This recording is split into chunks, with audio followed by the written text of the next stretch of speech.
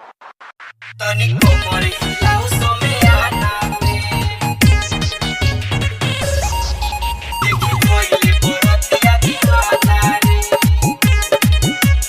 आप सुन रहे हैं हनी राज की आवाज में।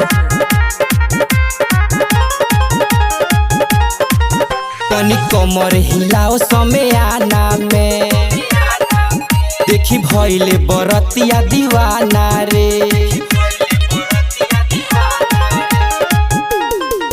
तनिको मोरे हिलाओ समियाना में देखी भइले बरतिया दीवाना रे।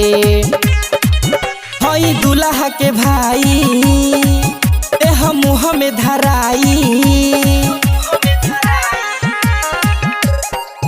हई दुल्हा के भाई देह मुँह में धराई, जदि हमारा के करबे ते माना रे। तनिको मोरे हिलाओ समियाना में देखी भइले गवजुआ दीवाना रे।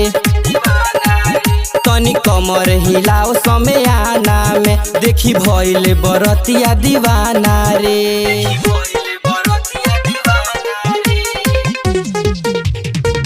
म्यूजिक बाई M.K. आर्या।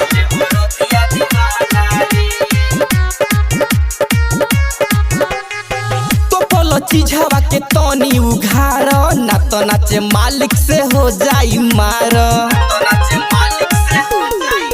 जदि कमर तू अपन ना लच कईबू जिला बेतिया हो गोरी ना बच पैबू। नाच ढोहरी देखा के तनी कमर हिला के, नाच ढोरी देखा के तनी कमर हिला के, हम पियले बानी खामारे। तनी कमर हिलाओ समियाना में देखी भइले गवजुआ दीवाना रे। तनी कमर हिलाओ समियाना में देखी भइले बरतिया दीवाना रे।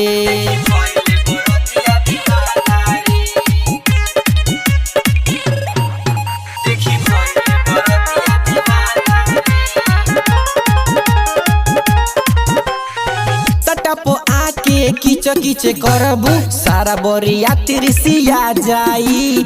हनी राज के कोइल ह साटा साटा के पैसा पिटा जाई। साटा पर आके कीच कीच करबू सारा बरिया तिरसिया जाई। हनी राज के कोइल ह साटा साटा के पैसा पिटा जाई। सुन महल बंगाली तोहर फाड़ दे हम जाली। सुन महल बंगाली तोहर फाड़ दे हम जाली, जदि हमारा के करबे ते माना रे। तनिको मोरे हिलाओ समियाना में देखी भइले गवजुआ दीवाना रे। तनिको मोरे हिलाओ समियाना में देखी भइले बरतिया दीवाना रे।